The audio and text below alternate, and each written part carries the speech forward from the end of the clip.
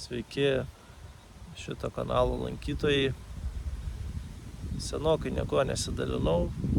Iš tikrųjų tai nebuvo tam poreikio. Bet šiandien važiuojant į sodybą ir automobilio skedelėje rodant 32 laipsnius šilumos ar karščio, net nežinau kaip tai įvardinti, atėjo mintis vėl pasidalinti savo pamąstymais ir būtent karščio tematika, nes paskutiniu metu labai daug kalbama apie orą.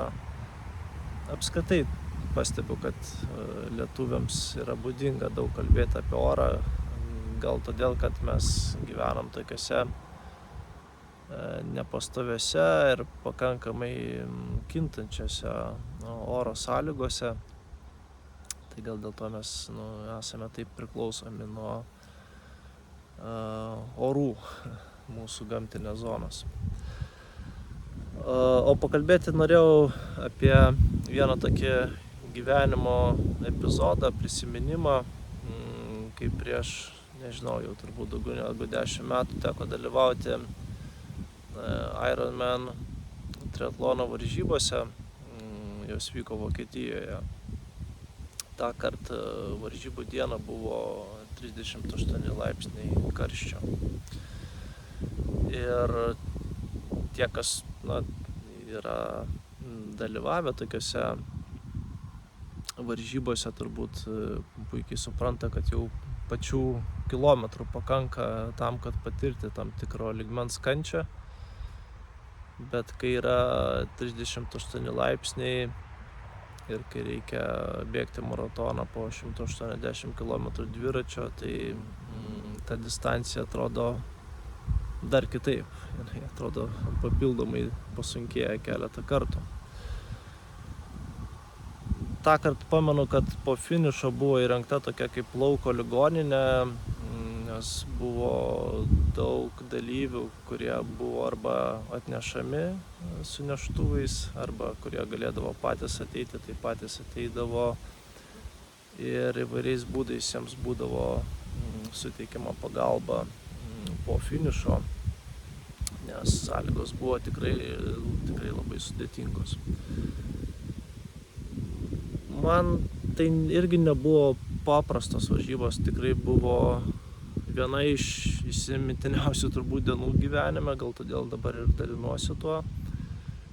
Bet tuo pačiu tai ir nebuvo labai kažkokia tai stebinanti patirtis, nes tuo metu varžyboms rašiausi Italijoje, keletą mėnesių tam gyvenau ir neišvengiamai tekdavo treniruotis tikrai karštose oro sąlygose.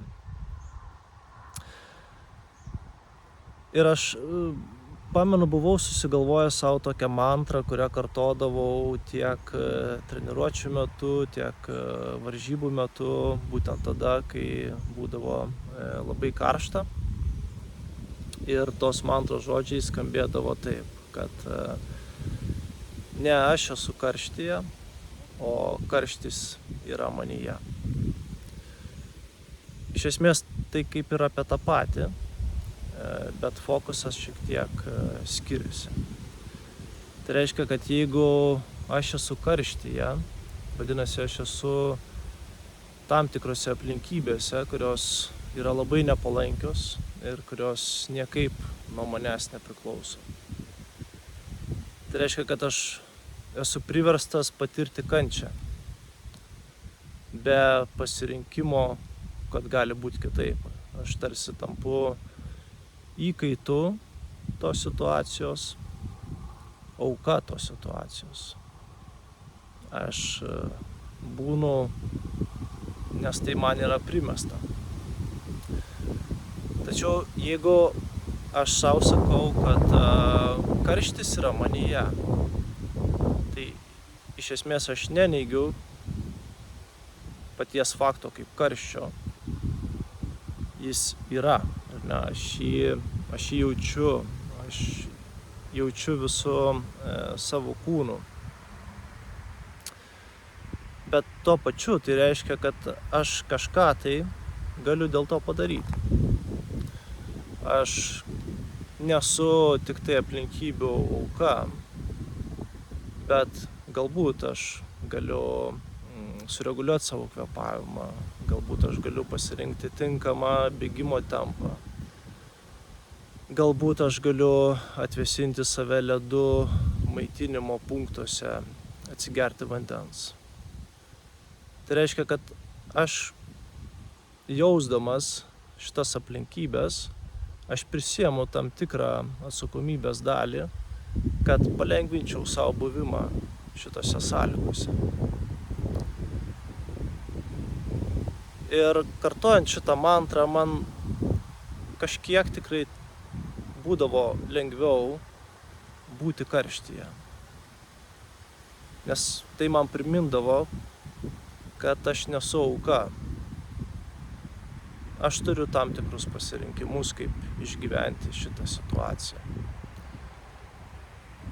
Ir jūs turbūt suprantat, kad tai nėra tik tai apie karštį, tai yra ir apie gyvenimą, kurį gyvenant mums kiekvienam tam tikrais laikotarpiais tenka patirti sudėtingą situaciją, sudėtingus laikotarpius. Ir jeigu mes tose laikotarpiuose pasirenkam būti auka, tai mes ir būsime. Bet jeigu mes pasirenkam toj situacijoje kažką padaryti dėl to, prisimti tam tikrą atsakomybę, mes jau tą pat akimirką pasirenkame nebebūti auka, o būti aktyviu savo gyvenimo, savo situacijos dalyviu. Tai kai šiomis dienomis būsite karštyje, prisiminkite tai, kad mes galime rinktis, ar būti karštyje, ar karštis gali būti mumyse. Gražios vasaros visiems.